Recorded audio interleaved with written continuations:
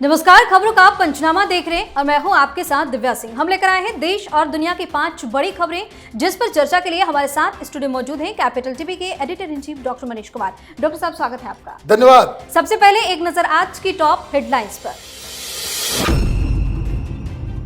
राजस्थान पहुंचे पीएम मोदी ने किया नहर परियोजना का उद्घाटन। दूर होगा 21 जिलों का जल संकट। बोले 100% घरों तक नल से पहुंचेगा पानी। नदी जोड़ने की योजना में देरी की जिम्मेदार कांग्रेस।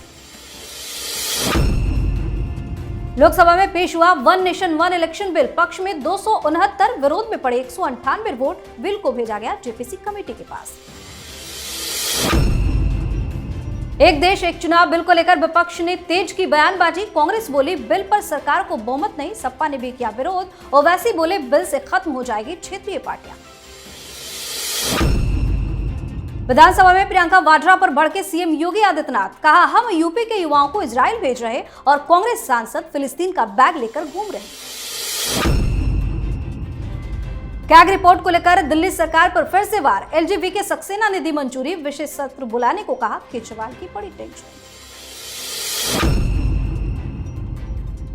सबसे पहली खबर पे बात पीएम मोदी की। प्रधानमंत्री नरेंद्र मोदी 1 वर्ष परिणाम उत्कर्ष कार्यक्रम को संबोधित करने के लिए राजस्थान की राजधानी जयपुर पहुंचे। इस दौरान उन्होंने बीजेपी सरकार के कार्यों और परियोजनाओं पर बात की।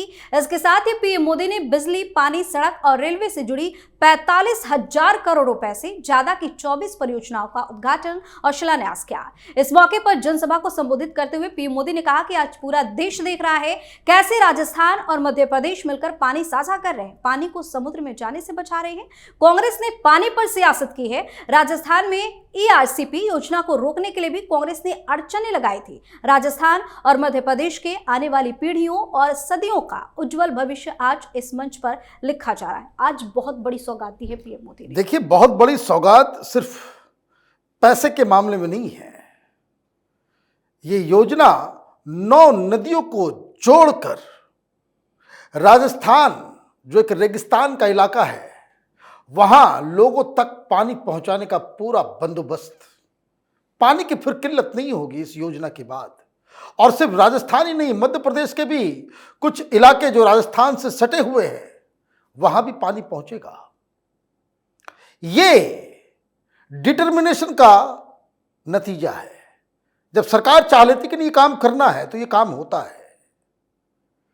बहुत पहले अटल बिहारी वाजपेयी ने भी नॉर्थ की नदियां, जहां बाढ़ में डूब जाता है पूरा शहर का शहर, और राजस्थान, गुजरात, मध्य प्रदेश, बहुत सारे ऐसे इलाके हैं जहां सूखा पड़ जाता है, तो गंगा, यमुना, तमाम जो बड़ी नदियां हैं उसको जोड़कर उत्तर भारत की नदियां दक्षिण भारत की नदियों को जोड़े, पानी का संकट ही खत्म हो गया होता। अटल बिहारी वाजपेयी के समय ये योजना को लाया गया, लेकिन हिम्मत नहीं पड़ी। कांग्रेस पार्टी की सरकार आ गई, फिर ये ठंडे बस्ते में चला गया। क्यों हिम्मत क्यों नहीं पड़ी? क्योंकि देश विकसित हो जाता, किसान अमीर हो जाते, इनकी राजनीति खत्म हो जाती। तो इसलिए इनके तमाम कांग्रेसी चट्टे बट्टे, ये एनजीओ वाले, ये इन्वायरमेंट को बड़ा खतरा है। इन्वायरमेंट को बड़ा खतरा है। एक ग्लोबल कैंपेन चल पड़ा। दुनिया में सबसे डेंस पॉपुलेशन हिंदुस्तान में है। अब तो हम चाइना को भी पीछे छोड़ दिए पॉपुलेशन के अंदर। और पानी जो सबसे अहम रिसोर्स बन चुका है। कई सारे लोग कहते हैं कि 4th वर्ल्ड वॉर पानी के लिए होगा, इस तरह की बातें कही जाती है। और उसमें हर घर तक नल, पानी, उसकी पूरी व्यवस्था होती। ये जो साफ पानी नदियों का, ये जो समुद्र में जाके मिलता है, ये वेस्टेज है। प्रधानमंत्री मोदी ने बहुत सारा इस तरह का काम किया है। नर्मदा का परियोजना, ये कांग्रेसी चट्टे बट्टे, सोनिया गांधी के नजदीकी एनजीओ वाले सब, ये नर्मदा बचाओ के नाम पे इन लोगों ने कितना कष्ट पहुंचाया। सरकार बनी तो वो योजना भी पूरा हुआ, और ये योजना भी बिल्कुल पूरे इलाके की कायाकल्प करने वाला है। जी, वहीं लोकसभा में एक देश एक चुनाव बिल आज पेश किया गया। बिल के लिए पहले इलेक्ट्रॉनिक वोटिंग कराई गई। कुछ सांसदों की आपत्ति के बाद वोट संशोधित करने के लिए फिर से पर्चे से मतदान हुआ। बिल को पेश करने के पक्ष में 269 और विपक्ष में 198 वोट पड़े। इसके बाद केंद्रीय कानून मंत्री अर्जुन राम मेघवाल ने इसे सदन में रखा। अमित शाह ने सदन में पहले ही कहा था कि बिल जब कैबिनेट में आया था तब प्रधानमंत्री मोदी ने कहा था कि इसे संयुक्त संसदीय समिति यानी कि जेपीसी को भेजना चाहिए। मामले में हर स्तर पर विस्तार से चर्चा होनी चाहिए। अब इस बिल को जेपीसी कमेटी के पास भेज दिया गया है। बिल तो पेश हो गया, अब आगे क्या? अभी बिल पेश हुआ है जी, ये जीपीसी में डिस्कशन भी होगा, तमाम राजनीतिक दलों के सुझाव भी लिए जाएंगे और इसे पास भी कराया जाएगा। किसी भी कंफ्यूजन में आप मत रहिए। ये कांग्रेस वाले, ये ओवैसी, ये सारे लोग ये जो छाती पीट रहे हैं कि संविधान को बदलने का काम किया जा रहा है, भाई संविधान में कहां लिखा हुआ है कि हर राज्य में अलग अलग समय पर चुनाव होंगे? क्यों होंगे? क्या चाह रहे हैं आप कि सरकार काम ना करे? हर 3 महीने के बाद मॉडल कोड ऑफ कंडक्ट लागू रहे देश के अंदर पे? मतलब नेताओं को अपनी कामचोरी करनी है, सरकारों को अपना कामचोरी करना है, तो इलेक्शन हर 3-4 महीने में देखिए। भाई कोई फटीग भी होता है, मीडिया वालों को पैसे मिलते हैं, पॉलिटिकल पार्टी का धंधा चल पड़ता है, भाई पैसे लगते हैं ना, और 3 महीने में एक साथ सब कुछ करना पड़ेगा, तो ये जो पॉलिटिकल दलाल होते हैं उनके जेबें जो है वो गर्म नहीं होंगी। चुनाव के मौसम में ही तो ये कमाते हैं। दिक्कत वहां है, आप बात समझिए, या आप समझिए इस बात को। ये तमाम आजकल क्या है कि सारे लोग, जो सारी पार्टियां, वो एजेंसीज के लिए काम करती हैं। तो एजेंसी तो लगातार चुनाव होते रहेंगे तो लगातार उसके सर्विस को आप लेते रहेंगे। अब 3 महीना ही काम करना है तो एजेंसियां भी जो है वो, उनको 5 साल में एक बार काम मिलेगा। आप तो ये राजनीतिक दलों का दिमाग खराब कर रहे हैं। पार्लियामेंट में इस बात के लिए वोटिंग हुई कि लोगों ने कहा कि ये बिल इंट्रोड्यूस ही नहीं होना चाहिए, पास होने की बात नहीं है। आज बिल को इंट्रोड्यूस, बिल के ऊपर डिस्कशन हो, जेपीसी में जाए, उसके ऊपर वो गैर संवैधानिक कानून है ये कह के इन लोगों ने वोटिंग करवाई, मुंह की खानी पड़ी। और मजेदार बात, भाग गए सारे नेता, थे ही नहीं कोई। राहुल गांधी नजर आए? नहीं आए। प्रियंका वाड्रा आज फैशन परेड कर रही है, आज बांग्लादेश का बैग लेकर के पहुंच गई। भाई ऐसे चलेगा? आपके पास कोई तर्क नहीं है, सिर्फ कुतर्क के आधार पे इस ऐतिहासिक बिल का ये लोग विरोध कर रहे हैं। जी, इस खबर में बात वन नेशन वन इलेक्शन पर विपक्ष की बड़ी बेचैनी की। पूरे देश में लोकसभा और विधानसभा चुनाव एक साथ कराए वाला संविधान संशोधन विधेयक संसद में पेश हो चुका है, मगर विपक्ष मोदी सरकार के इस विधेयक के विरोध में है। प्रियंका वाड्रा ने इस विधेयक को गैर संवैधानिक बताया है। वहीं सपा सांसद धर्मेंद्र यादव ने कहा कि one nation one election bill BJP की देश में तानाशाही लाने की कोशिश है। असदुद्दीन ओवैसी ने कहा कि संसद में पेश एक देश एक चुनाव बिल जमहूरियत के लिए खतरा क्यों है? यह बिल संविधान की बुनियादी ढांचे के खिलाफ है और क्षेत्रीय दलों को खत्म करने का काम करेगा। वहीं आरजेडी नेता तेजस्वी यादव ने कहा कि आज कह रहे हैं वन नेशन वन इलेक्शन, कल कहेंगे वन नेशन वन लेटर। ये लोग आरएसएस के एजेंडे को आगे बढ़ाए हैं। जमकर इस मामले पर बयानबाजी हो रही है, इतनी परेशानी क्यों? देखिए, इनका धंधा बंद हो जाएगा। और दूसरा, मैं आपको बताता हूं कि इनकी क्या सो कह सकते डबल स्पीक, विरोधाभास। 2019 में एक बैठक हुई थी, ऑल पार्टी मीटिंग की। प्रधानमंत्री मोदी इसकी अध्यक्षता कर रहे थे। 19 पार्टियों ने हिस्सा लिया और बंद कमरे में नॉन पॉलिटिकल डिस्कशन है तो इन लोगों ने डिस्कस करना शुरू किया। वहां ये आइडिया मूट किया गया कि भाई बहुत सारे रिपोर्ट्स आ गए हैं, ये बार बार चुनाव होता है, ये ठीक नहीं है। सारी पार्टियों ने कहा कि नहीं, बिल्कुल सही बात है। और जहां इसको कानून लाने की बात हुई कि प्रधानमंत्री मोदी ये ऐतिहासिक काम करेंगे, ये पूरा क्रेडिट प्रधानमंत्री मोदी को जाएगा, तो मोदी कैसे हीरो बन सकते हैं? विरोध करो। ये बेसिक चीज है। प्रियंका वाड्रा ये अपने भाई से कम नहीं है, अपने भाई से कम नहीं है गड़बड़ करने में। भाई मीडिया वाले ने माइक थमाया, गैर संवैधानिक है। अरे बताओ तो क्या गैर संवैधानिक है इसमें? कुछ भी कह देना है। गैर संवैधानिक अगर कह रहे हैं तो संविधान के कौन से आर्टिकल के खिलाफ इस कानून को लाया गया, ये बता दो। यही बीमारी बाकी लोगों की है। ये बेसिक स्ट्रक्चर के खिलाफ है। ये कांग्रेस पार्टी को पूछना चाहिए कि जब आपने ये वक्फ बोर्ड का कानून लेकर के आप आए, ये प्लेसेस ऑफ वर्शिप एक्ट लेकर के आए, ये बेसिक स्ट्रक्चर के खिलाफ नहीं था। मतलब डबल स्पीक, विरोधाभास, तमाशे की कोई सीमा है या नहीं है? और ये कानून कौन से बेसिक स्ट्रक्चर का हनन हो रहा है, ये बता दो। और समाजवादी पार्टी, अरे भाई जो काम तुम्हारे बस के नहीं है मत क्या करो। अभी कह रहे हैं 1 नेशन 1 इलेक्शन, कहेंगे 1 लीडर, तानाशाही आ रही है, आरएसएस का एजेंडा है।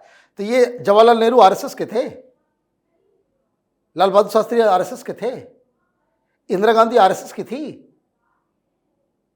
क्योंकि 1971 तक 1 नेशन 1 इलेक्शन हुआ। भाई आप जो कहते हो, होता क्या है कि सारे लिलीपुट संसद के अंदर पहुंच गए हैं। इनको तुच्छ राजनीति के अलावा, वोट बैंक राजनीति के अलावा कुछ नहीं सोचता है।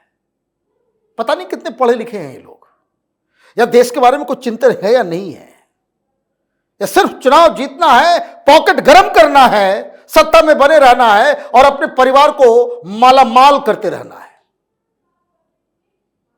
ये सारी पारिवारिक पार्टियां, इनका दुकान धंधा बंद हो जाएगा।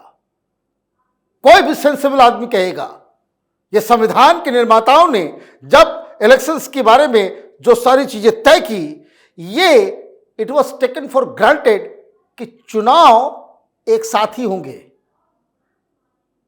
तो ये तो मुझे लग रहा है कि बेकार का ये लोग हवा में तलवार भांज रहे हैं, कुछ नहीं होना जाना है। प्रधानमंत्री मोदी ने इस बिल को इंट्रोड्यूस करवाया है, तो वो पास करा के लेके भी जाएंगे जी। और अब बात सीएम योगी की। उत्तर प्रदेश के मुख्यमंत्री योगी आदित्यनाथ ने विधानसभा में बिना नाम लिए कांग्रेस नेता प्रियंका गांधी वाड्रा पर जमकर निशाना साधा। उन्होंने कहा कि कांग्रेस की एक सांसद फिलिस्तीन का थैला लेकर घूम रही है, जबकि हम यूपी के नौजवानों को इजराइल रोजगार के लिए भेज रहे हैं। उन्होंने कहा कि यूपी के अब तक लगभग 5600 से अधिक युवा इजराइल में निर्माण कार्य के लिए गए हैं, जहां उन्हें रहने खाने की फ्री व्यवस्था और 1.5 लाख महीने की तनख्वाह भी मिल रही है। सीएम योगी ने कहा कि कल कांग्रेस की नेत्री संसद में फिलिस्तीन का बैग लेकर घूम रही थी और हम यूपी के युवाओं को नौकरी के लिए इजराइल भेज रहे हैं। आज तो बिना नाम लिए क्लास लगा दी है। देखिए, योगी आदित्यनाथ रोज उधर जो है डायनामाइट पे डायनामाइट फोड़े चले जा रहे हैं। और जब से अखिलेश यादव इधर लोकसभा में आ गए हैं, उनको तो फ्री रन मिल गया है। ये समाजवादी पार्टी वाले, ये कांग्रेसी विधायक जितने हैं विपक्ष में बैठे हुए, बेचारे मुंह ताकते रहते हैं। और योगी आदित्यनाथ का डंडा और हंटर लगातार चल रहा है। आज प्रियंका वाड्रा आ गई निशाने पे। सही कहा, कोई इनकी रिश्तेदारी है फिलिस्तीन से, बैग उठा करके लाए सेफ फिलिस्तीन। अजीब कहानी है भाई। बांग्लादेश नजर नहीं आता इनको कश्मीर नजर नहीं आया। पाकिस्तान में हिंदुओं के साथ कुछ होता है तो मुंह से आवाज नहीं निकलती। उतना दूर तो जाने दीजिए, बहरीच में जो हिंदू को काट दिया गया, गोली मार दी गई, तब इनको पीड़ा नहीं हुई। ये देखिए, ये सब वोट बैंक की राजनीति से प्रेरित होकर के ये लोग अपना चश्मा और अपना ड्रेस बदलने वाले लोग हैं।